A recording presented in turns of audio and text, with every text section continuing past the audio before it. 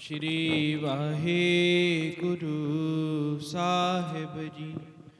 श्री हर कृष्ण ध्याइयै, जिस डिठे सब दुख जाए। बलिहारी गुर आपने, द्योहाड़ी सदवार।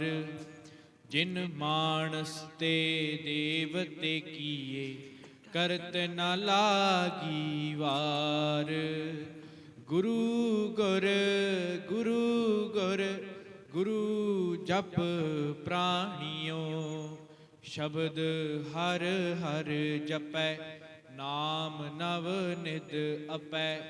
रसन अहनिस रसै, सत कर जानियो। हों आया दूरों चल के, मैं तकी तो शरणाए जियो। मैं आशा रखी चित में, मेरा सब दुख गवाए जियो। हम अवगुण भरे एक गुण नाही, अमृत छाड़ बिखै बिख खाहि। माया मोह परम पै भूले, सुतदारा स्यों प्रीत लगाई। इक उत्तम पंथ सुनियो गुर संगत, तेह मिलंत जम त्रास मिटाई। इक अरदास पाठ कीरत की, गुर रामदास राखो शरणाई। सतनाम श्री वाहेगुरु साहिब जी। सलोक महला दूजा। किस ही कोई कोए, माय निमाणी एक तू। क्यों न मरी जै रोए, जा लग चित न आवही। किस ही कोई कोए, माय निमाणी एक तू। क्यों न मरी जै रोए, जा लग चित न आवही। महला दूजा। जा सुख तां शहुरावियो, दुख भी संभालियोए। नानक कहे सियाणिए, इयों कंत मिलावा होए। पौड़ी हों क्या सालाही किरम जंत, वड्डी तेरी वड्याई। तू अगम दयाल अगम है, आप लह मिलाई। मैं तुझ बिन बेली को नहीं, तू अंत सखाई। जो तेरी शरणागति, तिन लह छड़ाई। नानक वे परवाह हैं, तिस तिल न तमाई। जो तेरी शरणागति, तिन लह छड़ाई। नानक वे परवाह हैं, तिस तिल न तमाई। वाहिगुरु जी का खालसा, वाहिगुरु जी की फतेह। सतनाम श्री वाहिगुरु। तन तन हमारे पाग, कर आया पिर मेरा। सोहे बंक द्वार, सगला बन हरा। हर हरा स्वामी सुखै गामी, आनंद मंगल रस कणा। नवल नवतन नाह बाला, ਕਵਨ ਰਸਨਾ ਗੁਣਪਣਾ ਮੇਰੀ ਸੇਜ ਸੋਹੀ ਦੇਖ ਮੋਹੀ ਸਗਲਾ ਸੈਸਾ ਦੁਖ ਹਰਾ ਨਾਨਕ ਪਿਅੰਪੈ ਮੇਰੀ ਆਸ ਪੂਰੀ ਮਿਲੇ ਸੁਆਮੀ ਅਪਰੰਪਰਾ। ਸਤਿਗੁਰਾਂ ਦੀ ਹਜ਼ੂਰੀ ਵਿੱਚ ਜੁੜ ਬੈਠੀ ਗੁਰੂ ਸਵਾਰੀ ਗੁਰੂ ਪਿਆਰੀ ਗੁਰੂ ਰੂਪ ਸਾਧ ਸੰਗਤ ਜੀਓ, ਆਪ ਧੰਤਾ ਦੇ ਯੋਗ ਹੋ ਜੋ ਸਤਿਗੁਰਾਂ ਦੀ ਨਿੱਘੀ ਪਿਆਰੀ ਮਿੱਠੀ ਗੋਦ ਵਿੱਚ ਬੈਠਣ ਦਾ ਸੁਭਾਗ ਸਮਾਂ ਪ੍ਰਾਪਤ ਹੋਇਆ ਹੈ। ਅੰਮ੍ਰਿਤ ਵੇਲੇ ਦੀਵਾਨਾਂ ਦੀਆਂ ਹਾਜ਼ਰੀਆਂ ਭਰ ਕੇ ਲਾਹੇ ਲੈ ਰਹੇ ਹੋ। ਸਵਾਸਾਂ ਰੂਪੀ ਪੂੰਜੀ ਨੂੰ ਸਫਲ ਕਰਨ ਦਾ ਯਤਨ ਕਰ ਰਹੇ ਹੋ। ਜਿੱਥੇ ਆਪ ਸਾਹਿਬ ਜੀ ਨੇ ਨਿਤਨੇਮ ਦੀਆਂ ਬਾਣੀਆਂ ਸਰਵਣ ਕੀਤੀਆਂ, ਅਰਦਾਸ ਵੀ ਸ਼ਾਮਲ ਹੋ ਕੇ ਸਰਬਤ ਦਾ ਭਲਾ ਮੰਗਿਆ ਹੈ। ਉਪਰੰਤ ਪਾਵਨ ਪਵਿੱਤਰ ਹੁਕਮਨਾਮਾ ਸਾਹਿਬ ਦੀ ਬਖਸ਼ਿਸ਼ ਹੋਈ ਹੈ। ਕੁਝ ਸਮਾਂ ਕਥਾ ਵਿਚਾਰਾਂ ਦੀ ਸਾਂਝ ਪਾਉਣ ਦਾ ਹੈ। ਆਪ ਸੰਗਤ ਅਸੀਸ ਬਖਸ਼ੋ ਤਾਂ ਕਿ ਵਿਚਾਰ ਹੋ ਸਕੇ। ਗੁਰੂ ਸਾਹਿਬ ਜੀ ਕਿਰਪਾ ਕਰਨ, ਆਪ ਹੀ ਵਿੱਚ ਵਿਚਰ ਕੇ ਆਪਣਾ ਮਿਹਰ ਭਰਿਆ ਹੱਥ ਸੀਸ ਤੇ ਰੱਖ ਕੇ ਸੇਵਾ ਲੈ ਲੈਣ। ਜੀਵ ਦੀ ਕੋਈ ਪਾਇਆ ਨਹੀਂ ਕਿ ਉਹ ਬਾਣੀ ਦੀ ਵਿਚਾਰ ਕਰ ਸਕੇ। ਸਤਿਗੁਰੂ ਜੀ ਆਪ ਹੀ ਤਰੁੱਠਣ ਕਿਰਪਾ ਕਰਨ। ਸੋ ਆਓ ਵਿਚਾਰ ਨਾਲ ਜੁੜਨਾ ਕਰਦੇ ਹਾਂ। ਫਤਿਹ ਦੀ ਸਾਂਝ ਪਾ ਕੇ ਦਾਸ ਨੂੰ ਅਸੀਸ ਬਖਸ਼ੋ। ਪਿਆਰ ਸਤਿਕਾਰ ਸਹਿਤ ਫਤਿਹ ਪ੍ਰਵਾਨ ਕਰੋ ਜੀ। ਵਾਹਿਗੁਰੂ ਜੀ ਕਾ ਖਾਲਸਾ ਵਾਹਿਗੁਰੂ ਜੀ ਕੀ ਫਤਿਹ। ਅੱਜ ਦਾ ਜੋ ਪਾਵਨ ਪਵਿੱਤਰ ਹੁਕਮਨਾਮਾ ਸਾਹਿਬ ਆਪਾਂ ਨੇ ਸਰਵਣ ਕੀਤਾ ਹੈ, ਹੁਕਮਨਾਮਾ ਸਾਹਿਬ ਦੀ ਵਿਚਾਰ ਦੇ ਨਾਲ ਨਾਲ ਹੀ ਅੱਜ ਜੋ ਮਹਾਨ ਦਿਹਾੜਾ ਹੈ, ਬਾਲਾ ਪ੍ਰੀਤਮ 8ਵੇਂ ਪਾਤਸ਼ਾਹ ਗੁਰੂ ਹਰਕ੍ਰਿਸ਼ਨ ਸਾਹਿਬ ਜੀ ਦੇ ਅਵਤਾਰ ਦਿਹਾੜੇ ਹਨ। ਪ੍ਰਕਾਸ਼ ਪੁਰਬ ਹੈ। ਉਹਨਾਂ ਦੇ ਵੀ ਇਤਿਹਾਸ ਵਿੱਚੋਂ ਕੁਝ ਝਲਕੀਆਂ ਦਾ ਆਪਾਂ ਆਨੰਦ ਲੈਣਾ ਹੈ। ਸੋ ਆਓ ਜੁੜਨਾ ਕਰਦੇ ਹਾਂ। ਅੱਜ ਦਾ ਜੋ ਪਾਵਨ ਪਵਿੱਤਰ ਹੁਕਮਨਾਮਾ ਸਾਹਿਬ ਦੀ ਬਖਸ਼ਿਸ਼ ਹੋਈ ਹੈ, ਧੰਨ ਧੰਨ ਸ਼੍ਰੀ ਗੁਰੂ ਗ੍ਰੰਥ ਸਾਹਿਬ ਜੀ ਦੇ ਅੰਦਰ 791 ਅੰਗ ਦੇ ਉੱਤੇ ਇਹ ਪਾਵਨ ਸ਼ਬਦ ਸੁਭਾਏਮਾਨ ਹੈ। ਸ਼ਬਦ ਦਾ ਉਚਾਰਨ ਦੂਸਰੇ ਪਾਤਸ਼ਾਹ ਗੁਰੂ ਅੰਗਦ ਦੇਵ ਮਹਾਰਾਜ ਜੀ ਦੁਆਰਾ ਸੂਹੀ ਰਾਗ ਦੇ ਅੰਦਰ ਹੋਇਆ ਹੈ। ਸੋ ਗੁਰੂ ਸਾਹਿਬ ਜੀ ਸਮਝਾ ਰਹੇ ਹਨ, ਸੇਧ ਦੇ ਰਹੇ ਹਨ ਕਿ ਇਨਸਾਨ ਸੰਸਾਰ ਦੇ ਵਿੱਚ ਇਕੱਲਾ ਨਹੀਂ ਰਹਿ ਸਕਦਾ, ਕੋਈ ਵੀ ਨਹੀਂ ਰਹਿ ਸਕਦਾ। ਹਰੇਕ ਮਨੁੱਖ ਨੂੰ ਸਾਥ ਦੀ ਜ਼ਰੂਰਤ ਹੈ। ਕੋਈ ਨਾ ਕੋਈ ਉਹਦੇ ਲਈ ਹੋਣਾ ਜ਼ਰੂਰੀ ਹੈ। ਕਿਸੇ ਨਾ ਕਿਸੇ ਨੂੰ ਆਪਣਾ ਆਸਰਾ ਸਹਾਰਾ ਮਨੁੱਖ ਬਣਾਉਂਦਾ ਹੈ। ਕੋਈ ਕਿਸੇ ਨੂੰ ਬਣਾਉਂਦਾ ਹੈ ਤੇ ਕੋਈ ਕਿਸੇ ਨੂੰ।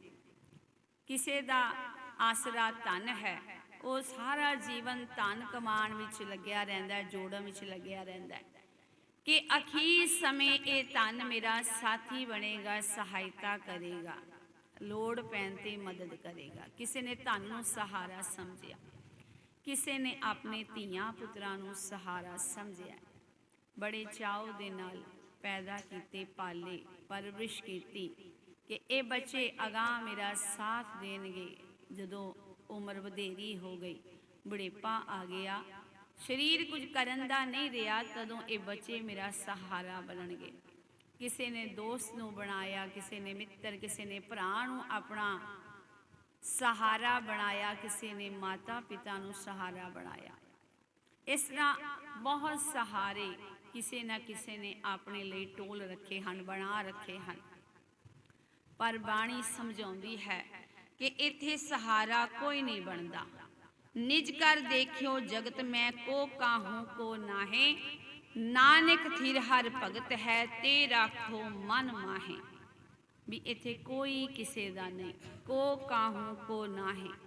ਜਗਤ ਦੇ ਵਿੱਚ ਗੁਰੂ ਤੇਗ ਬਹਾਦਰ ਮਹਾਰਾਜ ਜੀ ਕਹਿੰਦੇ ਨੇ, ਅਸੀਂ ਇਹ ਨਿੱਜੀ ਰੂਪ ਦੇ ਵਿੱਚ ਦੇਖਣਾ ਕੀਤਾ ਹੈ, ਪਰਸਨਲ ਫੈਸਲਾ ਅਸੀਂ ਲਿਆ ਹੈ।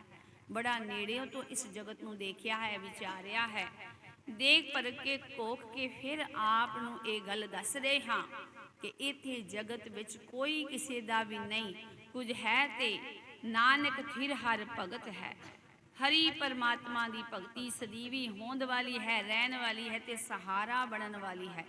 ਤੇ ਰਾਖੋ ਮਨ ਮਾਹੇ, ਤੇ ਇਸ ਭਗਤੀ ਨੂੰ ਆਪਣੇ ਹਿਰਦੇ ਦੇ ਵਿੱਚ ਟਿਕਾਣਾ ਦੇ, ਥਾਂ ਦੇ।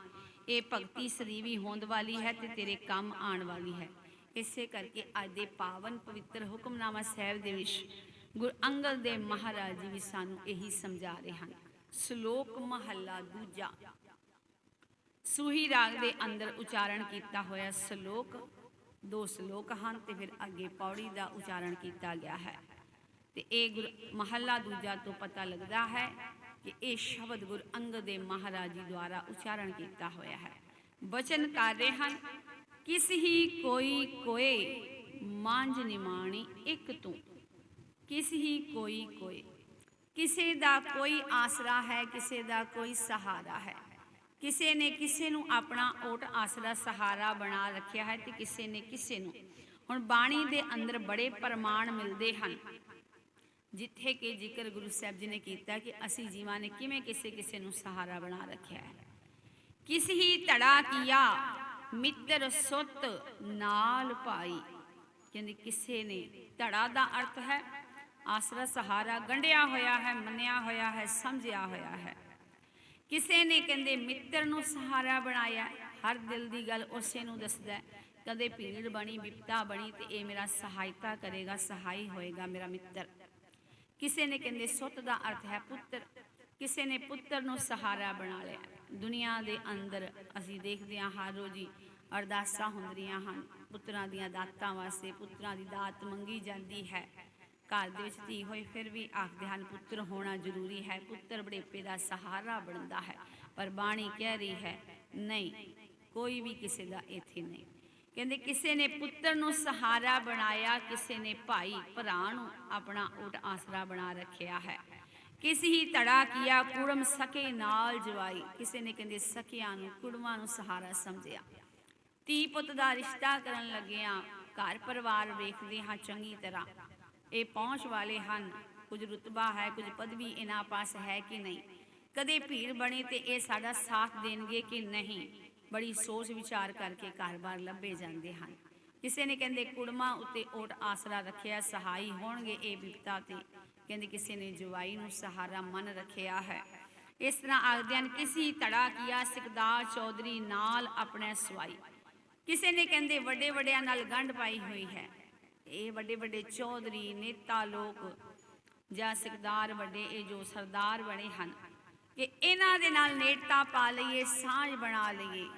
ਕਦੇ ਕੋਈ ਕੰਮ ਪਿਆ, ਕੋਈ ਵਿਪਤਾ ਪਈ, ਕੋਈ ਭੀੜ ਬਣਿਆ ਤੇ ਇਹ ਸਹਾਇਤਾ ਕਰਨਗੇ। ਪਰ ਗੁਰੂ ਸਾਹਿਬ ਜੀ ਕੀ ਆਖਦੇ ਹਨ, ਕਹਿੰਦੇ ਅਸੀਂ ਇਹ ਸਾਰੇ ਆਸਰੇ ਛੱਡ ਕੇ ਪਰਮਾਤਮਾ ਨੂੰ ਆਸਰਾ ਬਣਾਇਆ। ਹਮਾਰਾ ਧੜਾ ਹਰ ਰਹਿਆ ਸਮਾਈ। ਅਸੀਂ ਤੇ ਕਹਿੰਦੇ ਸਾਥੀ ਬਣਾਇਆ ਹੈ, ਮਿੱਤਰ ਬਣਾਇਆ ਹੈ, ਸਭ ਕੁਝ ਪਰਮਾਤਮਾ ਨੂੰ ਮੰਨਿਆ।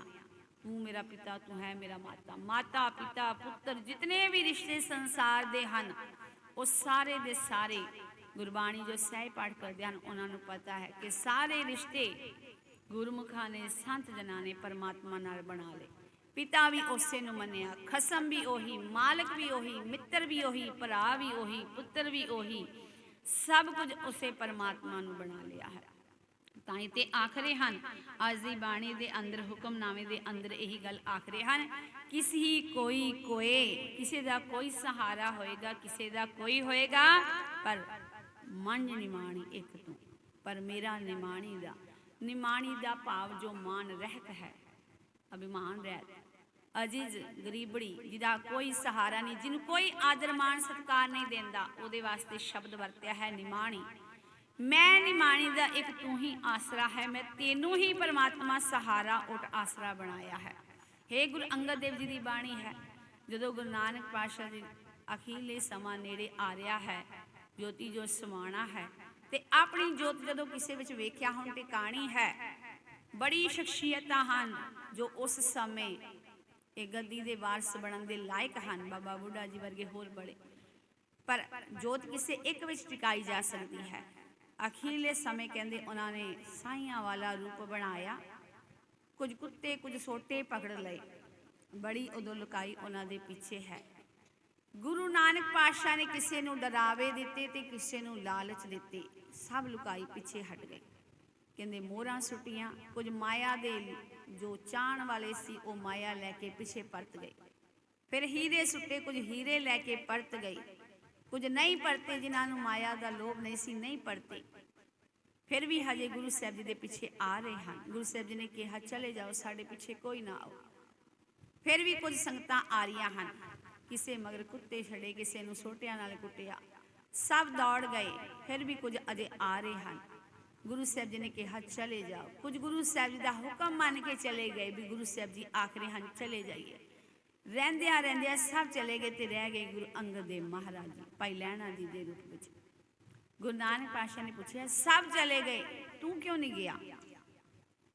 ਭਾਈ ਲਹਿਣਾ ਜੀ ਨੇ ਕਿਹਾ ਜੋ ਚਲੇ ਗਏ ਹਨ ਉਹਨਾਂ ਦਾ ਕੁਝ ਨਾ ਕੁਝ ਟਿਕਾਣਾ ਹੋਏਗਾ, ਮੇਰਾ ਕੋਈ ਟਿਕਾਣਾ ਨਹੀਂ ਆਪ ਜੀ ਦੇ ਚਰਨਾਂ ਤੋਂ ਬਿਨਾਂ, ਇਸ ਕਰਕੇ ਮੈਂ ਕਿੱਥੇ ਜਾਵਾਂ।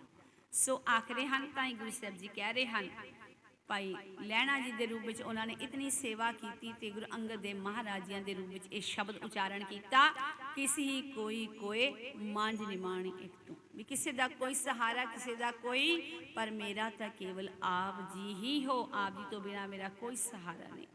ਕਿਉਂ ਨਾ ਮਰੀਜੈ ਰੋਏ ਜਾਂ ਲਗ ਚਿਤ ਨਾ ਆਵਈ, ਆਪ ਜੀ ਨੂੰ ਵਿਸਾਰਿਆਂ, ਪਰਮਾਤਮਾ ਦੀ ਬਾਬਤ ਆਖ ਰਹੇ ਹਨ, ਪਰਮਾਤਮਾ ਆਪ ਜੀ ਨੂੰ ਵਿਸਾਰਿਆਂ, ਆਪ ਜੀ ਦੇ ਨਾਮ ਨੂੰ ਭੁਲਾਇਆ, ਜੀਵ ਨੂੰ ਦੁੱਖ ਹੀ ਦੁੱਖ ਭੋਗਣੇ ਪੈਂਦੇ ਹਨ, ਵਿਕਾਰ ਹੀ ਆ ਕੇ ਘੇਰ ਲੈਂਦੇ ਹਨ। ਹਰ ਵਿਸਰਤ ਸਦਾ ਖੁਆਰੀ, ਪਰਮਾਤਮਾ ਨੂੰ ਵਿਸਾਰਿਆਂ ਜੀਵਨ ਖੁਆਰ ਹੀ ਹੁੰਦਾ ਹੈ, ਖਪਣਾ ਹੀ ਪੈਂਦਾ ਹੈ। ਜੀਵਾਂ ਦੇ ਵਿੱਚ ਨੂੰ ਕਹਿੰਦੇ ਖੁਆਰ ਹੋਣਾ ਪੈਂਦਾ, ਦੁਖੀ ਹੋਣਾ ਪੈਂਦਾ, ਨਾਮ ਨੂੰ ਭੁਲਾਇਆ। ਅੱਗੇ ਬਚਨ ਕਰ ਰਹੇ ਹਨ ਮਹੱਲਾ ਦੂਜਾ, ਜਾਂ ਸੁਖ ਤਾਂ ਸ਼ਹੁਰਾਵਿਓ ਦੁੱਖ ਵੀ ਸੰਭਾਲਿਓ। ਆਖਰੇ ਹਨ ਸਮਾਂ ਕੋਈ ਜਾਵੀ ਹੋਏ, ਦੁੱਖਾਂ ਵਾਲਾ ਹੋਏ ਸੁੱਖਾਂ ਵਾਲਾ ਹੋਏ, ਕੇਵਲ ਆਪ ਜੀ ਨੂੰ ਚੇਤੇ ਰੱਖਾਂ, ਇਤਨੀ ਬੇਨਤੀ ਹੈ। ਜੇ ਸੁੱਖ ਹੈ ਤਾਂ ਵੀ ਆਪ ਜੀ ਨੂੰ ਸਿਮਰਦਾ ਰਵਾਂ, ਯਾਦ ਕਰਦਾ ਰਵਾਂ, ਤੇ ਜੇ ਦੁੱਖ ਹੋਵੇ ਤਾਂ ਵੀ ਮਾਲਕ ਜੀ ਆਪ ਨੂੰ ਸਿਮਰਾਂ।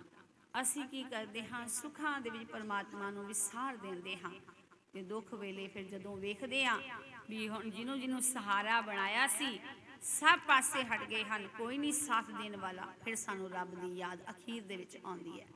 ਪਹਿਲੇ ਅਸੀਂ ਆਪਣਾ ਜ਼ੋਰ ਸਮਾਜ ਦੇ ਅੰਦਰ, ਜਗਤ ਦੇ ਅੰਦਰ ਸਾਖ ਸੰਬੰਧੀਆਂ ਦੇ ਵੱਲ ਲਾ ਆਉਂਦੇ ਹਾਂ। ਜਦੋਂ ਸਾਰੇ ਕਿਤੋਂ ਨਿਰਾਸ਼ਤਾ ਹੱਥ ਲੱਗਦੀ ਹੈ ਫਿਰ ਰੱਬ ਦੀ ਯਾਦ ਆਉਂਦੀ ਹੈ। ਪਰ ਰੱਬ ਇਤਨਾ ਦਿਆਲੂ ਕਿਰਪਾਲੂ ਹੈ, ਤਦੋਂ ਵੀ ਸ਼ਰਨ ਆਇਆਂ ਨੂੰ ਗੱਲ ਨਾਲ ਲਾ ਹੀ ਰਹਿੰਦਾ ਹੈ, ਰੱਖ ਲੈਂਦਾ ਹੈ। ਤਾਂ ਆਖਰੇ ਹਨ ਗੁਰੂ ਸਾਹਿਬ ਜੀ, ਜਾਂ ਸੁਖ ਤਾਂ ਸ਼ਹੁਰਾਵਿਓ, ਸੁੱਖ ਵਿੱਚ ਵੀ ਕਦੇ ਆਪ ਜੀ ਮੈਨੂੰ ਭੁੱਲੋ ਨਾ, ਸੁੱਖ ਵਿੱਚ ਵੀ ਆਪ ਜੀ ਨੂੰ ਯਾਦ ਕਰਦਾ ਰਵਾਂ, ਤੇ ਜੇ ਦੁੱਖ ਵਾਲਾ ਸਮਾਂ ਹੋਏ ਤਾਂ ਵੀ ਕੋਈ ਲਾਂਭਾ ਨਹੀਂ, ਕੋਈ ਤਾਨਾ ਨਹੀਂ, ਆਪ ਜੀ ਦੀ ਬੰਦਗੀ ਉਸੇ ਤਰ੍ਹਾਂ ਕਰਦਾ ਰਵਾਂ, ਉਹੀ ਅਵਸਥਾ ਇੱਕੋ ਮੇਰੀ ਬਣੀ ਰਹੇ। ਨਾਨਕ ਕਹੈ ਸਿਆਣੀਏ ਇਉਂ ਕੰਤ ਮਿਲਾਵਾ ਹੋਏ। ਗੁਰੂ ਅੰਗਦ ਦੇਵ ਮਹਾਰਾਜ ਜੀ ਕਹਿ ਰਹੇ ਹਨ ਜੀਵ ਇਸਤਰੀ ਦੇ ਰੂਪ ਵਿੱਚ, ਇਸ ਤਰ੍ਹਾਂ ਕਹਿੰਦੇ ਕਰਨ ਦੇ ਨਾਲ, ਭਾਣੇ ਦੇ ਵਿੱਚ, ਰਜਾ ਦੇ ਵਿੱਚ ਚੱਲਣ ਦੇ ਨਾਲ। ਜਦੋਂ ਸੁੱਖ ਤੇ ਦੁੱਖ ਨੂੰ ਜੀਵ ਇੱਕ ਕਰਕੇ ਸਮਝਦਾ ਹੈ, ਭਾਵ ਕਿ ਰੱਬ ਦਾ ਭਾਣਾ ਮੰਨ ਰਿਹਾ ਹੈ, ਪਰਮਾਤਮਾ ਦੇ ਰਜਾ ਤੇ ਹੁਕਮ ਅਨੁਸਾਰ ਚੱਲ ਰਿਹਾ ਹੈ, ਕਹਿੰਦੇ ਇਸ ਤਰ੍ਹਾਂ ਉਹਦੇ ਭਾਣੇ ਅੰਦਰ ਚੱਲਿਆ, ਦੁੱਖ ਸੁੱਖ ਨੂੰ ਇੱਕ ਸਮਾਨ ਸਮਝਿਆ, ਇਸ ਤਰ੍ਹਾਂ ਕਹਿੰਦੇ ਇਉਂ ਕੰਤ ਮਿਲਾਵਾ ਹੋਏ। ਕੰਤ ਮਾਲਿਕ ਪਰਮਾਤਮਾ ਖਸਮ ਪ੍ਰਭੂ, ਇਸ ਤਰ੍ਹਾਂ ਕਹਿੰਦੇ ਉਸ ਹਰੀ ਪਰਮਾਤਮਾ ਮਾਲਕ ਦੇ ਨਾਲ ਮਿਲਾਪ ਹੋ ਜਾਂਦਾ ਹੈ, ਨੇੜਤਾ ਬਣ ਜਾਂਦੀ ਹੈ, ਸਾਂਝ ਪੈ ਜਾਂਦੀ ਹੈ। ਪੌੜੀ ਹਉ ਕਿਆ ਸਾ ਲਾਹੀ ਕਿਰਮ ਜੰਤ, ਵੱਡੀ ਤੇਰੀ ਵਡਿਆਈ। ਹਉ ਦਾ ਅਰਥ ਮੈਂ, ਹਉ ਕਿਆ ਸਾ ਲਾਹੀ, ਮੈਂ ਕੀ ਸਲਾਹ ਸਕਦਾ ਹਾਂ, ਮੈਂ ਕੀ ਆਪ ਜੀ ਦੀ ਕੀਰਤੀ ਕਰ ਸਕਦਾ ਹਾਂ, ਕੀ ਸਿਫਤ ਸਲਾਹ ਕਰ ਸਕਦਾ ਹਾਂ, ਕੀ ਉਸਤਤ ਕਰ ਸਕਦਾ ਹਾਂ। ਕਿਰਮ ਜੰਤ, ਕਿਰਮ ਦਾ ਅਰਥ ਕੀੜਾ, ਮੈਂ ਤੇ ਇੱਕ ਛੋਟਾ ਜਿਹਾ ਕੀੜਾ ਹਾਂ।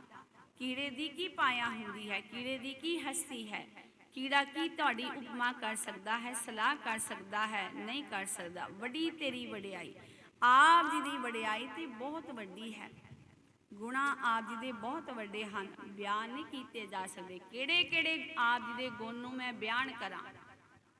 ਹੁਣ ਜਿਵੇਂ ਅੱਜ 8ਵੇਂ ਪਾਤਸ਼ਾਹ ਬਾਲਾ ਪ੍ਰੀਤਮ ਗੁਰੂ ਹਰਕ੍ਰਿਸ਼ਨ ਸਾਹਿਬ ਜੀ ਦੇ ਪ੍ਰਕਾਸ਼ ਪੁਰਬ ਹਨ। ਇਸ ਉਮਰ ਦੀ ਗੱਲ ਕਰੀਏ ਤੇ ਬਾਲਕਾਂ ਵਾਲੀ ਤਾਂ ਹੀ ਬਾਲਾ ਪ੍ਰੀਤਮ ਆਖਦੇ ਹਨ। 8 ਸਾਲ ਦੀ ਉਮਰ ਹੈ। ਛੋਟੀ ਜਿਹੀ ਉਮਰ ਵਿੱਚ ਜਿਤਨਾ ਕਾਰਾ ਉਹ ਕਰ ਗਏ ਹਨ, ਜਿੰਨੀਆਂ ਵੱਡੀਆਂ ਉਹ ਪੂਰਨੇ ਪਾ ਗਏ ਹਨ, ਜਿੰਨੀ ਵੱਡੀ ਉਹ ਕਮਾਈ ਕਰ ਗਏ ਹਨ, ਅਸੀਂ ਬਿਆਨ ਨਹੀਂ ਕਰ ਸਕਦੇ। ਇੱਕ ਪਾਸੇ 100 ਸਾਲ ਦਾ ਬਜ਼ੁਰਗ 100 ਸਾਲ ਦੀ ਉਮਰ ਭੋਗਣ ਵਾਲਾ ਉਹ ਕੰਮ ਨਹੀਂ ਕਰ ਸਕਦਾ ਜੋ 8ਵੇਂ ਪਾਤਸ਼ਾਹ 8 ਸਾਲ ਦੀ ਉਮਰ ਵਿੱਚ ਕਰ ਗਏ ਹਨ। ਸੋ ਅੱਜ ਉਹਨਾਂ ਦਾ ਪਾਵਨ ਪ੍ਰਕਾਸ਼ ਪੁਰਬ ਹੈ। ਅਸੀਂ ਉਹਨਾਂ ਦੇ ਜੀਵਨ ਦਾ ਕੁਝ ਇਤਿਹਾਸ ਦੇਖਦੇ ਹਾਂ, ਪਰ ਫਿਰ ਵੀ ਅਸੀਂ ਉਹਨਾਂ ਬਾਰੇ ਕੁਝ ਵੀ ਬਿਆਨ ਨਹੀਂ ਕਰ ਸਕਦੇ। 8ਵੇਂ ਪਾਤਸ਼ਾਹ ਦਾ ਪ੍ਰਕਾਸ਼ ਪੁਰਬ 1656 ਈਸਵੀ ਦੇ ਵਿੱਚ ਪਿਤਾ ਗੁਰੂ ਹਰਰਾਏ ਸਾਹਿਬ 7ਵੇਂ ਪਾਤਸ਼ਾਹ ਦੇ ਘਰ ਹੁੰਦਾ ਹੈ। ਮਾਤਾ ਕ੍ਰਿਸ਼ਨ ਕੌਰ, ਇਤਿਹਾਸ ਵਿੱਚ ਮਾਤਾ ਜੀ ਦੇ ਨਾਮ ਹੋਰ ਵੀ ਆਏ ਹਨ, ਮਾਤਾ ਰਾਜ ਕੌਰ, ਸੁਲੱਖਣੀ, ਇਸ ਤਰ੍ਹਾਂ ਵੀ, ਪਰ ਕ੍ਰਿਸ਼ਨ ਕੌਰ ਉਹਨਾਂ ਦਾ ਨਾਮ ਜ਼ਿਆਦਾ ਪ੍ਰਚਲਿਤ ਹੈ।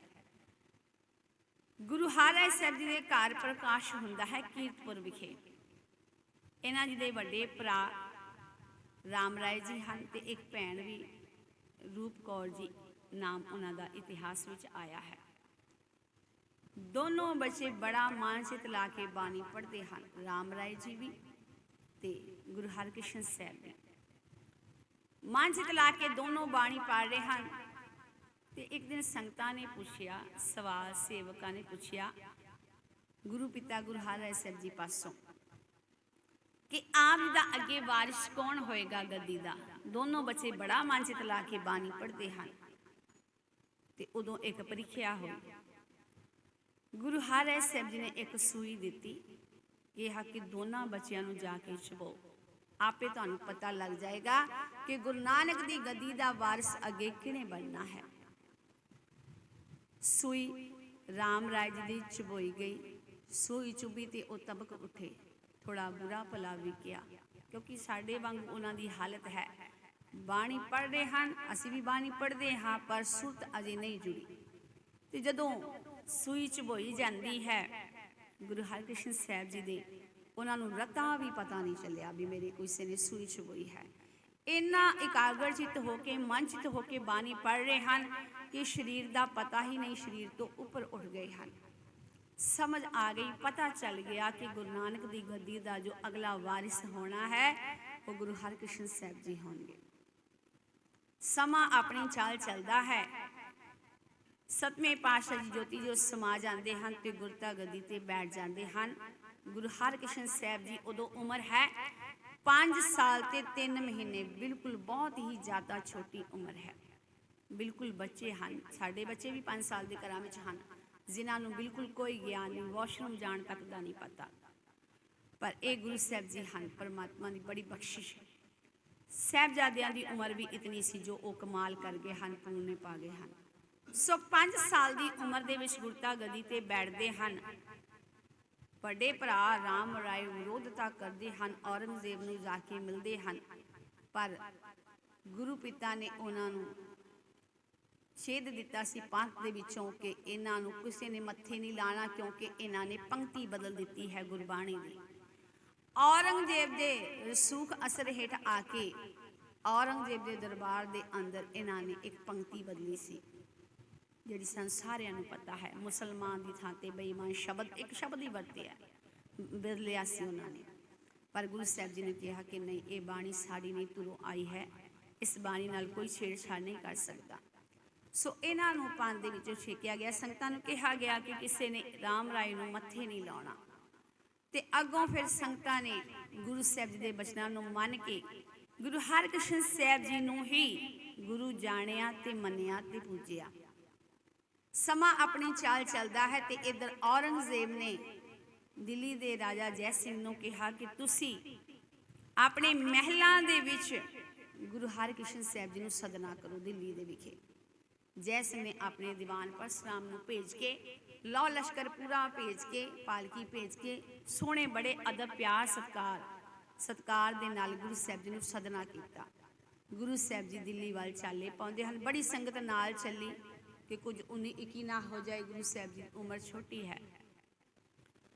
ਅੰਬਾਲੇ ਦੇ ਵਿਖੇ ਨੇੜੇ ਆ ਕੇ ਪੰਜੋਖਰੇ ਵਿਖੇ ਪੜਾਅ ਕੀਤਾ। ਇੱਥੇ ਪਹਿਲੇ ਵੀ ਗੁਰੂ ਸਾਹਿਬ ਜੀ ਕਈ ਆ ਕੇ ਪੜਾਅ ਕਰ ਚੁੱਕੇ ਸਨ। ਧਰਮਸ਼ਾਲਾ ਬਣੀ ਹੋਈ ਸੀ। ਸੰਗਤਾਂ ਦੂਰੋਂ ਦੂਰੋਂ ਦਰਸ਼ਨਾਂ ਵਾਸਤੇ ਆਉਂਦੀਆਂ ਹਨ। ਇੱਕ ਪੰਡਤ ਉੱਥੋਂ ਦਾ ਲਾਲਚੰਦ ਆ ਜਾਂਦਾ ਹੈ। ਗੁਰੂ ਸਾਹਿਬ ਜੀ ਦੀ ਛੋਟੀ ਉਮਰ ਵੇਖ ਕੇ ਤੇ ਬੜਾ ਵੱਡਾ ਉਹਨਾਂ ਦਾ ਨਾਮ ਵੇਖ ਕੇ ਉਹਨੂੰ ਕ੍ਰੋਧ ਆਉਂਦਾ ਹੈ। ਕਹਿਣ ਲੱਗਾ ਇਹਨਾਂ ਨੇ ਆਪਣਾ ਬੜਾ ਵੱਡਾ ਨਾਮ ਰੱਖਿਆ ਹੈ, ਗੁਰੂ ਸ਼੍ਰੀ ਹਰਿਕ੍ਰਿਸ਼ਨ ਸਾਹਿਬ ਜੀ, ਇੰਨਾ ਵੱਡਾ ਨਾਮ ਰੱਖਿਆ ਹੈ ਤੇ ਸਾਡੇ ਅਵਤਾਰ ਤੇ ਹਨ ਕ੍ਰਿਸ਼ਨ, ਕੱਲਾ ਕ੍ਰਿਸ਼ਨ ਉਹਨਾਂ ਦਾ ਨਾਮ ਹੈ ਤੇ ਉਹਨਾਂ ਨੇ ਗੀਤਾ ਦਾ ਉਚਾਰਨ ਕੀਤਾ ਹੋਇਆ ਹੈ ਤੇ ਤੁਹਾਡੇ ਇਸ ਗੁਰੂ ਨੇ, ਸਿੱਖਾਂ ਨੂੰ ਕਹਿ ਰਿਹਾ, ਤੁਹਾਡੇ ਇਸ ਗੁਰੂ ਨੇ ਬੜਾ ਵੱਡਾ ਨਾਮ ਰੱਖਿਆ ਹੈ ਕਿ ਸਾਨੂੰ ਇਹ ਕੱਲੇ ਗੀਤਾ ਦੇ ਅਰਥ ਹੀ ਸੁਣਾ ਦੇਣ। ਜਦੋਂ ਇਹ ਗੱਲ ਗੁਰੂ ਸਾਹਿਬ ਜੀ ਤੱਕ ਪਹੁੰਚਦੀ ਹੈ ਤੇ ਗੁਰੂ ਸਾਹਿਬ ਜੀ ਕਹਿਣ ਲੱਗੇ, ਤੁਸੀਂ ਕਿਸੇ ਮਰਜ਼ੀ ਜਿਹਨੇ ਨੂੰ ਲੈ ਆਓ। ਜੇ ਤੁਸੀਂ ਗੁਰੂ ਨਾਨਕ ਦੇ ਘਰ ਦੀ ਬਖਸ਼ਿਸ਼ ਵੇਖਣੀ ਹੈ, ਤੁਸੀਂ ਕਿਸੇ ਮਰਜ਼ੀ ਨੂੰ ਲੈ ਆਓ, ਅਸੀਂ ਉਹਦੇ ਪਾਸੋਂ ਗੀਤਾ ਦੇ ਅਰਥ ਕਰਵਾ ਦਿੰਦੇ ਹਾਂ। ਇਹ ਪੰਡਤ ਬਾਹਰ ਜਾਂਦਾ ਹੈ, ਬੜਾ ਛਾਂਟ ਕੇ ਲੈ ਕੇ ਆਂਦਾ ਹੈ ਮਨੁੱਖ। ਇਹੋ ਜਿਹਾ ਮਨੁੱਖ ਲੱਭਿਆ ਜੋ ਬਿਲਕੁਲ ਅਨਪੜ੍ਹ ਹੈ, ਗਰੀਬੜਾ ਹੈ, ਨਿਮਾਣਾ ਹੈ, ਜ਼ੁਬਾਨ ਤੋਂ ਬੋਲਣਾ ਵੀ ਜਿਸ ਨੂੰ ਨਹੀਂ ਆਂਦਾ, ਗੂੰਗਾ ਵੀ ਹੈ। ਐਸੇ ਮਨੁੱਖ ਨੂੰ ਲੈ ਕੇ ਆਇਆ ਜਿਹਦਾ ਨਾਮ ਛਿੱਜੂ ਚੀਵਰ ਕਰਕੇ ਇਤਿਹਾਸ ਦੱਸਦਾ ਹੈ। ਲੈ ਆਇਆ ਗੁਰੂ ਸਾਹਿਬ ਦੇ ਪਾਸ ਤੇ ਕਹਿਣ ਲੱਗਾ, ਇਹਦੇ ਪਾਸੋਂ ਅਰਥ ਕਰਾਓ। ਗੁਰੂ ਹਰਿਕ੍ਰਿਸ਼ਨ ਸਾਹਿਬ ਜੀ ਨੇ ਮਿਹਰ ਦੀ ਛੜੀ ਰੱਖੀ ਤੇ ਗੀਤਾ ਦੇ ਅਰਥ ਛਿੱਜੂ ਨੇ ਸੁਣਾਣਾ ਕੀਤੇ।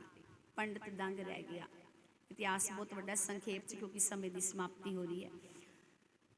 ਬੜੇ ਸੋਹਣੇ ਅਰਥ ਸੁਣਾਏ ਤੇ ਪੰਡਤ ਦੰਗ ਰਹਿ ਗਿਆ ਤੇ ਸ਼ਰਨੀ ਪੈ ਗਿਆ ਗੁਰੂ ਸਾਹਿਬ ਜੀ ਦੀ।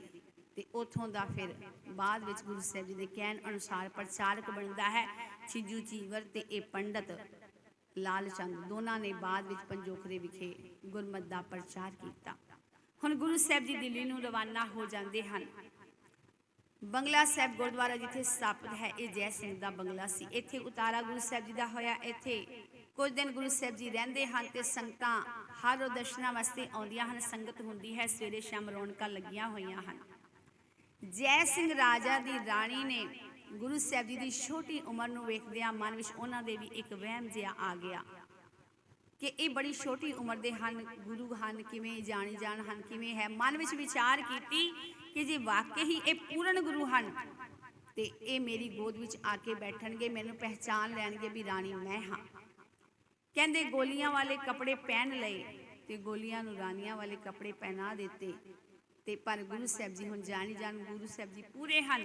ਕਹਿੰਦੇ ਰਾਣੀ ਦੀ ਗੋਦ ਵਿੱਚ ਆ ਕੇ ਬੈਠ ਜਾਂਦੇ ਹਨ ਤੇ ਇਸ ਤਰ੍ਹਾਂ ਕਹਿੰਦੇ ਰਾਣੀ ਦਾ ਵੀ ਜੋ ਭਰਮ ਹੈ ਉਹ ਨਿਵਰਤ ਹੋ ਜਾਂਦਾ ਹੈ। ਉਹਨੂੰ ਵੀ ਨਿਸ਼ਚਾ ਆ ਜਾਂਦੀ ਹੈ ਕਿ ਇਹ ਪੂਰੇ ਗੁਰੂ ਹਨ। ਉਮਰ ਇੱਥੇ ਮਹੱਤਤਾ ਨਹੀਂ ਰੱਖਦੀ। ਸੋ ਇਸ ਤਰ੍ਹਾਂ ਸਮਾਂ ਆਪਣੀ ਚਾਲ ਚੱਲਦਾ ਹੈ। ਹਜੇ ਗੁਰੂ ਸਾਹਿਬ ਜੀ ਦਿੱਲੀ ਵਿੱਚ ਹਨ। ਦਿੱਲੀ ਦੇ ਵਿੱਚ ਇੱਕ ਬਹੁਤ ਭਿਆਨਕ ਬਿਮਾਰੀ ਚੇਚਕ ਦੀ ਫੈਲ ਜਾਂਦੀ ਹੈ, ਜੋ ਛੂਆ-ਛਾਤ ਦੀ ਬਿਮਾਰੀ ਹੈ। ਛੂਹਣ ਦੇ ਨਾਲ ਹੀ ਹੋ ਜਾਂਦੀ ਹੈ। ਇਹਦੇ ਵਿੱਚ ਬੜਾ ਤੇਜ਼ ਬੁਖਾਰ ਹੁੰਦਾ ਹੈ, ਫਿਰ ਸਰੀਰ ਤੇ ਛਾਲੇ ਪੈ ਜਾਂਦੇ ਹਨ ਤੇ ਮਨੁੱਖ ਜਿਹਨੂੰ ਇਹ ਬਿਮਾਰੀ ਲੱਗਦੀ ਹੈ ਬੇਸੁੱਧ ਹੋ ਜਾਂਦਾ ਹੈ ਤੇ ਅਖੀਰ ਨੂੰ ਚੜਾਈ ਕਰ ਜਾਂਦਾ ਹੈ। ਜਿਵੇਂ ਹੁਣ ਕਰੋਨਾ ਦੀ ਫੈਲੀ ਹੋਈ ਹੈ, ਬੜੀਆਂ ਮੌਤਾਂ ਹੋਈਆਂ ਤੇ ਉਦੋਂ ਚੇਚਕ ਦੀ ਬਿਮਾਰੀ ਫੈਲੀ ਤੇ ਗੁਰੂ ਸਾਹਿਬ ਜੀ ਨੇ ਆਪ ਤਨ ਮਨ ਧਨ ਦੇ ਨਾਲ ਸੇਵਾ ਕੀਤੀ। ਜੋ ਸੰਗਤਾਂ ਚੜਾਵਾ ਲੈ ਕੇ ਆਂਦੀਆਂ ਸਨ ਦਸਵੰਧ ਦੇ ਰੂਪ ਵਿੱਚ, ਉਹ ਵੀ ਮਰੀਜ਼ਾਂ ਦੀ ਦੇਖਭਾਲ ਵਿੱਚ ਲਗਾਇਆ ਗਿਆ ਤੇ ਆਪ ਵੀ ਗੁਰੂ ਸਾਹਿਬ ਜੀ ਨੇ ਆਪਣੇ ਹੱਥੀਂ ਸੇਵਾ ਕੀਤੀ। ਹੁਣ ਇਹ ਛੂਆ-ਛਾਤ ਦੀ ਬਿਮਾਰੀ ਹੋਣ ਕਰਕੇ ਗੁਰੂ ਸਾਹਿਬ ਜੀ ਨੂੰ ਵੀ ਇਸ ਬਿਮਾਰੀ ਨੇ ਘੇਰ ਲਿਆ। ਗੁਰੂ ਸਾਹਿਬ ਜੀ ਨੂੰ ਵੀ ਬੁਖਾਰ ਹੋ ਗਿਆ। ਇਸ ਤਰ੍ਹਾਂ ਸਰੀਰ ਤੇ ਛਾਲੇ ਹੋ ਗਏ। ਗੁਰੂ ਸਾਹਿਬ ਜੀ ਨੇ ਵੀ ਆਪਣਾ ਅੰਤਲਾ ਸਮਾਂ ਨੇੜੇ ਜਾਣ ਕੇ ਬਾਬਾ ਬਕਾਲੇ ਸੰਕੇਤ ਕਰਦੇ ਹੋਏ ਜੋਤੀ ਜੋਤ ਸਮਾ ਜਾਂਦੇ ਹਨ ਕਿ ਬਾਬਾ ਬਕਾਲੇ ਗੁਰੂ ਤੇਗ ਬਹਾਦਰ ਮਹਾਰਾਜ ਜੀ ਉਦੋਂ ਬਕਾਲੇ ਦੀ ਧਰਤੀ ਤੇ ਹਨ। ਇਹਨਾਂ ਸੰਕੇਤ ਕਰਦੇ ਹੋਏ ਜੋਤੀ ਜੋਤ ਸਮਾ ਜਾਂਦੇ ਹਨ। 1664 ਦੇ ਵਿੱਚ 56 'ਚ ਜਨਮ ਹੁੰਦਾ ਹੈ। 1656 ਦੇ ਵਿੱਚ ਜਨਮ ਤੇ 1664 ਦੇ ਵਿੱਚ ਜੋਤੀ ਜੋਤ ਸਮਾ ਜਾਂਦੇ ਹਨ 8 ਸਾਲ ਦੀ ਉਮਰ ਦੇ ਵਿੱਚ। ਪਰ ਜੋ ਉਹ 8 ਸਾਲ ਦੀ ਉਮਰ ਵਿੱਚ ਕਰ ਗਏ ਹਨ, ਅਸੀਂ 8 ਜਨਮ ਲੈ ਕੇ ਵੀ ਨਹੀਂ ਕਰ ਸਕਦੇ। ਸੋ ਜੋ ਉਹਨਾਂ ਨੇ ਇਕਾਗਰਚਿਤ ਹੋ ਕੇ ਬਾਣੀ ਪੜ੍ਹੀ। ਜਦੋਂ ਕਿਸੇ ਦਾ ਜਨਮ ਦਿਨ ਹੁੰਦਾ ਨਾ, ਅਸੀਂ ਗਿਫਟ ਦਿੰਦੇ ਹਾਂ। ਗੁਰੂ ਸਾਹਿਬ ਜੀ ਨੂੰ ਅਸੀਂ ਕੀ ਦੇ ਸਕਦੇ ਹਾਂ? ਕੁਝ ਵੀ ਨਹੀਂ। ਪਰ ਉਹਨਾਂ ਕੋਲੋਂ ਅੱਜ ਮੰਗ ਜ਼ਰੂਰ ਲਈਏ ਕਿ ਜਿਸ ਤਰ੍ਹਾਂ ਆਪ ਜੀ ਇਕਾਗਰਚਿਤ ਹੋ ਕੇ ਬਾਣੀ ਪੜ੍ਹੀ, ਕਿਤੇ ਇਹ ਇਸ ਤਰ੍ਹਾਂ ਬਾਣੀ ਪੜ੍ਹਨ ਦਾ ਵੱਲ ਸਾਨੂੰ ਵੀ ਆ ਜਾਏ। ਸੋ ਇਤਿਹਾਸ ਤਾਂ ਬਹੁਤ ਹੈ, ਪਰ ਸਮਾਂ ਕਾਫੀ ਹੋ ਗਿਆ। ਪੌੜੀ ਦੇ ਆਖਰੀ ਅਰਥ ਕਰਕੇ ਅਸੀਂ ਸਮਾਪਤੀ ਕਰਦੇ ਹਾਂ। ਪੌੜੀ ਹੋਂ ਕਿਆਸਾ ਲਾਹੀ ਕਿਰਮ ਜੰਤ ਵੱਡੀ ਤੇਰੀ ਵਡਿਆਈ। ਅਸੀਂ ਕੀੜੇ ਆਪ ਜੀ ਦੀ ਕੀ ਉਸਤਤ ਕਰ ਸਕਦੇ ਹਾਂ? ਨਹੀਂ ਕਰ ਸਕਦੇ। तू अगम दयाल अगम है आप लह मिलाई। हे परमात्मा आप दयालु हो, आप पहुँच हो, आप जी तक पहुँच नहीं हो सकती। आप ही कृपा करके सानू आपने नाल मिला लेना करो। मैं तुझ बिन बेली को नहीं, तू अंत सखाई। तेथों बिना मेरा कोई मित्र नहीं, सहारा नहीं। आखिर नू तू ही सबदा साथी सहारा बनन वाला है। जो तेरी शरणागति तिन लह छड़ाई। जो जो मनुख आप जी ਦੀ ਸ਼ਰਨ ਆ ਪੈਂਦਾ ਹੈ, ਆਪ ਜੀ ਉਹਨਾਂ ਨੂੰ ਵਿਕਾਰਾਂ ਤੋਂ, ਹਉਮੈ ਤੋਂ, ਅਗਿਆਨਤਾ ਤੋਂ ਬਚਾ ਲੈਂਦੇ ਹੋ। ਨਾਨਕ ਬੇਪਰਵਾਹ ਹੈ ਤਿਸ ਤਿਲ ਨਾ ਤਮਾਈ। ਗੁਰੂ ਅੰਗਦ ਦੇਵ ਮਹਾਰਾਜ ਜੀ ਕਹਿ ਰਹੇ ਹਨ, ਪ੍ਰਭੂ ਆਪ ਬੇਮੁਹਤਾਜ ਹੈ, ਬੇਮੁਹਤਾਜ ਹੈ, ਕਿਸੇ ਦੀ ਕੋਈ ਪਰਵਾਹ ਨਹੀਂ, ਉਸਨੂੰ ਕੋਈ ਮਥਾਜੀ ਨਹੀਂ, ਕੋਈ ਅਧੀਨਗੀ ਨਹੀਂ, ਤੇ ਤਿਲ ਜਿਨੀ ਵੀ ਉਹਨੂੰ ਕੋਈ ਤਮਾ ਨਹੀਂ, ਲਾਲਚ ਨਹੀਂ। सो ये सारी पौड़ी के अंदर परमात्मा की उस्तत सी। सो इतनियां बेनतियां प्रवान करनियां, बाणी की विचार करदियां बेअंत बेअंत बेअंत भुल्लां हो गईयां हन। आप संगत बख्शन दे समर्थ हो, मेरियां गलतियां बख्श लैनियां। आप सब ने दिल तो अरदास करनी, विचार करन दी जांच आ जाए। भुल चुक गलती लिखी मां अखीर दे विच करो गुर फतेह दी सांझ। वाहिगुरु जी का खालसा, वाहिगुरु जी की फतेह। बहुत ही धन्यवाद है माता जी का जिन्हों ने पावन हुक्मनामा साहिब जी की कथा सानू सारिਆਂ ਨੂੰ ਸ਼ਰਵਣ ਕਰਵਾਈ ਹੈ। ਤੇ ਨਾਲ ਹੀ ਨਾਲ 8ਵੇਂ ਪਾਤਸ਼ਾਹ ਬਾਲਾ ਪ੍ਰੀਤਮ ਸਾਹਿਬ ਸ੍ਰੀ ਗੁਰੂ ਹਰਕ੍ਰਿਸ਼ਨ ਸਾਹਿਬ ਜੀ ਮਹਾਰਾਜ ਜੀ ਦੇ ਜੀਵਨ ਇਤਿਹਾਸ ਬਾਰੇ ਵੀ ਸਾਨੂੰ ਜਾਣਕਾਰੀ ਦਿੱਤੀ ਹੈ। ਬਾਲਾ ਪ੍ਰੀਤਮ ਜਦੋਂ ਲਫ਼ਜ਼ ਆਉਂਦਾ ਹੈ ਤਾਂ ਅਸੀਂ ਸਾਰੇ ਸਮਝਦੇ ਹਾਂ ਕਿ ਇੱਕ ਬੱਚੇ ਨੂੰ ਸੰਬੋਧਿਤ ਕਰਨ ਦੇ ਲਈ ਬਾਲਾ ਪ੍ਰੀਤਮ ਇੱਕ ਵਿਸ਼ੇਸ਼ਣ ਦੇ ਤੌਰ ਤੇ ਵਰਤਿਆ ਹੈ, ਪਰ ਨਹੀਂ। ਬਾਲਾ ਦਾ ਭਾਵ ਹੈ ਬਾਲ, ਪਰ ਪ੍ਰੀਤਮ ਦਾ ਭਾਵ ਹੈ ਕਿ ਬਾਲ ਹੁੰਦੇ ਹੋਏ, ਬੱਚੇ ਹੁੰਦੇ ਹੋਏ ਆਤਮਿਕ ਅਵਸਥਾ ਇੰਨੀ ਉੱਚੀ ਹੋ ਗਈ ਕਿ ਉਹ ਰੱਬ ਦੇ ਨਾਲ ਮੇਚ ਖਾਂਦੀ ਹੈ। ਪ੍ਰੀਤਮ, ਪ੍ਰੀਤਮ ਲਫ਼ਜ਼ ਗੁਰਬਾਣੀ ਦੇ ਵਿੱਚ ਵੀ ਆਇਆ ਹੈ, ਮਿਲ ਮੇਰੇ ਪ੍ਰੀਤਮਾ ਜੀਓ ਹੋਂ ਤੁਧ ਬਿਨ ਖਰੀ ਨਿਮਾਣੀ। परमात्मा ਨੂੰ ਸੰਬੋਧਿਤ ਕਰਕੇ ਇਹ ਲਫ਼ਜ਼ ਵਰਤਿਆ ਗਿਆ ਹੈ ਪ੍ਰੀਤਮ। ਤੇ ਇਸ ਕਰਕੇ ਗੁਰੂ ਸਾਹਿਬ ਜੀ ਦੇ ਅੱਗੇ ਨਾਮ ਅੱਗੇ ਲੱਗਿਆ ਬਾਲਾ ਪ੍ਰੀਤਮ, ਜੋ ਭਾਵੇਂ ਉਮਰ ਦੇ ਵਿੱਚ ਛੋਟੇ ਹਨ, ਬਾਲ ਹਨ, ਪਰ ਆਤਮਿਕ ਅਵਸਥਾ ਇੰਨੀ ਉੱਚੀ ਹੈ ਕਿ ਪਰਮਾਤਮਾ ਦੇ ਨਾਲ ਮੇਲ ਖਾਂਦੀ ਹੈ। ਬਾਲਾ ਪ੍ਰੀਤਮ। ਬਾਕੀ ਇਤਿਹਾਸ ਅਸੀਂ ਸਾਰਿਆਂ ਨੇ ਸ਼ਰਵਣ ਕੀਤਾ ਹੈ। ਸਮਾਂ ਵੀ ਆਸਾ ਦੀ ਵਾਰ ਜੀ ਦੇ ਕੀਰਤਨ ਦਾ ਹੈ, ਪਰ ਇੱਕ ਜ਼ਰੂਰੀ ਬੇਨਤੀ ਆਪ ਸਭ ਦੇ ਨਾਲ ਕਰਨਾ ਚਾਹਾਂਗਾ ਕਿ ਜਦੋਂ ਗੁਰੂ ਸਾਹਿਬ ਜੀ ਸਰੀਰਕ ਰੂਪ ਦੇ ਵਿੱਚ ਸਨ ਤਾਂ ਉਦੋਂ ਮਿਹਰਬਾਨ ਵਰਗੇ ਬੜੇ ਹੀ ਗੁਰੂ ਆਪਣੇ ਆਪ ਨੂੰ ਘਾਉਣ ਵਾਲੇ ਬਣ ਗਏ। ਬਾਣੀ ਵੀ ਰਚਿਤ ਕਰ ਦਿੱਤੀ ਮਿਹਰਬਾਨ ਵਰਗਿਆਂ ਨੇ। ਪਰ ਜਦੋਂ ਅੱਜ ਗੁਰੂ ਸਾਹਿਬ ਜੀ ਸਾਡੇ ਵਿੱਚ ਇੱਕ ਲਿਖਤੀ ਰੂਪ ਦੇ ਵਿੱਚ ਹਨ, ਸਾਨੂੰ ਉਪਦੇਸ਼ ਦੇ ਰਹੇ ਹਨ, ਤੇ ਉਦੋਂ ਵਿਰੋਧੀਆਂ ਨੇ ਜਿੱਥੇ ਪਹਿਲਾਂ ਸਰੀਰ ਦੇ ਮੁਕਾਬਲੇ ਇੱਕ ਸਰੀਰ ਖੜਾ ਕੀਤਾ ਸੀ, ਉਦੋਂ ਅੱਜ ਜਦੋਂ ਗੁਰੂ ਸਾਹਿਬ ਇੱਕ ਲਿਖਤੀ ਰੂਪ ਦੇ ਵਿੱਚ ਹਨ ਤਾਂ ਲਿਖਤਾਂ ਵੀ ਬੜੀਆਂ ਕਾਇਮ ਕਰ ਦਿੱਤੀਆਂ। ਇਹਨਾਂ ਵਿੱਚੋਂ ਕਈ ਸਰਕਾਰੀ ਕਿਤਾਬਾਂ ਦੇ ਵਿੱਚ ਕਹਿ ਲਈਏ ਜਾਂ RSS ਦੀਆਂ ਕਿਤਾਬਾਂ ਦੇ ਵਿੱਚ ਕਹਿ ਲਈਏ, ਇਹ ਲਿਖਤ ਕਰ ਦਿੱਤੀ ਕਿ ਗੁਰੂ ਹਰਕ੍ਰਿਸ਼ਨ ਸਾਹਿਬ ਜੀ ਔਰੰਗਜ਼ੇਬ ਨੂੰ ਮਿਲਣ ਦਰਬਾਰ ਦੇ ਵਿੱਚ ਜਾਂਦੇ ਹਨ। ਇਹ ਉਹਨਾਂ ਕਿਤਾਬਾਂ ਦੇ ਵਿੱਚ ਲਿਖਿਆ ਹੈ। ਔਰੰਗਜ਼ੇਬ ਨੂੰ ਮਿਲਣ ਲਈ ਦਿੱਲੀ ਦੇ ਦਰਬਾਰ ਦੇ ਵਿੱਚ ਜਾਂਦੇ ਹਨ। ਪੜ੍ਹੀ ਹੋਈ ਹਰ ਇੱਕ ਚੀਜ਼ ਸਹੀ ਨਹੀਂ ਹੁੰਦੀ, ਇਸ ਕਰਕੇ ਆਪ ਸਭ ਦੇ ਅੱਗੇ ਬੇਨਤੀ ਕਰ ਰਿਹਾ ਹਾਂ। ਕਿਤਾਬਾਂ ਦੇ ਵਿੱਚ ਲਿਖਿਆ ਹੈ ਕਿ ਗੁਰੂ ਹਰਕ੍ਰਿਸ਼ਨ ਸਾਹਿਬ ਜੀ ਔਰੰਗਜ਼ੇਬ ਨੂੰ ਮਿਲਣ ਦਰਬਾਰ ਦੇ ਵਿੱਚ ਜਾਂਦੇ ਹਨ। ਔਰੰਗਜ਼ੇਬ ਅੱਗੋਂ ਗੁਰੂ ਸਾਹਿਬ ਜੀ ਦੇ ਦੋਵੇਂ ਹੱਥ ਪਕੜ ਲੈਂਦਾ ਹੈ। ਛੋਟੇ ਛੋਟੇ ਹੱਥ ਹਨ, ਛੋਟੇ ਹੱਥ ਆਪਣੇ ਹੱਥਾਂ ਦੇ ਵਿੱਚ ਪਕੜ ਲੈਂਦਾ ਹੈ ਤੇ ਗੁਰੂ ਸਾਹਿਬ ਜੀ ਤੋਂ ਪੁੱਛਦਾ ਹੈ ਕਿ ਤੇਰੇ ਦੋਵੇਂ ਹੱਥ ਮੇਰੇ ਹੱਥਾਂ ਦੇ ਵਿੱਚ ਹਨ, ਤੂੰ ਕੁਝ ਵੀ ਨਹੀਂ ਕਰ ਸਕਦਾ, ਦੱਸ ਜੇ ਮੈਂ ਤੇਰੇ ਚਪੇੜ ਮਾਰਾਂ ਤਾਂ ਤੂੰ ਕੀ ਕਰੇਂਗਾ। ਇਹ ਉਹਨਾਂ ਕਿਤਾਬਾਂ ਦੇ ਵਿੱਚ ਲਿਖਿਆ ਹੈ। ਔਰੰਗਜ਼ੇਬ ਗੁਰੂ ਸਾਹਿਬ ਜੀ ਪਾਸੋਂ ਪੁੱਛਦਾ ਹੈ, ਜੇ ਤੇਰੇ ਦੋਵੇਂ ਹੱਥ ਮੈਂ ਫੜ ਲਏ ਹਨ, ਤੇਰੇ ਚਪੇੜ ਮਾਰਾਂ ਤਾਂ ਤੂੰ ਕੀ ਕਰ ਲਏਂਗਾ। ਤੇ ਅੱਗੋਂ ਗੁਰੂ ਸਾਹਿਬ ਜੀ ਜਵਾਬ ਦੇ ਰਹੇ ਹਨ ਉਹਨਾਂ ਕਿਤਾਬਾਂ ਦੇ ਮੁਤਾਬਕ। ਹਰ ਇੱਕ ਬੱਚਾ ਜੋ 10ਵੀਂ ਕਰਦਾ ਹੈ, ਹਰ ਇੱਕ ਬੱਚਾ ਜੋ IPS ਦੀ ਤਿਆਰੀ ਕਰਦਾ ਹੈ, ਇਤਿਹਾਸ ਪੜ੍ਹਦਾ ਹੈ, ਉਸਨੂੰ ਇਹ ਇਤਿਹਾਸ ਪੜ੍ਹਨਾ ਪੈਂਦਾ ਹੈ, ਮੰਨਣਾ ਵੀ ਪੈਂਦਾ ਹੈ। ਤੇ ਅੱਗੋਂ ਗੁਰੂ ਹਰਕ੍ਰਿਸ਼ਨ ਸਾਹਿਬ ਜੀ ਜਵਾਬ ਦੇ ਰਹੇ ਹਨ, ਰਾਜਾ ਜਿਸ ਦਾ ਤੂੰ ਇੱਕ ਵਾਰ ਹੱਥ ਪਕੜ ਲਵੇਂ ਉਸ ਨੂੰ ਸਾਰੀ ਉਮਰ ਬਾਦਸ਼ਾਹੀ ਦੀ ਕਮੀ ਨਹੀਂ ਰਹਿੰਦੀ।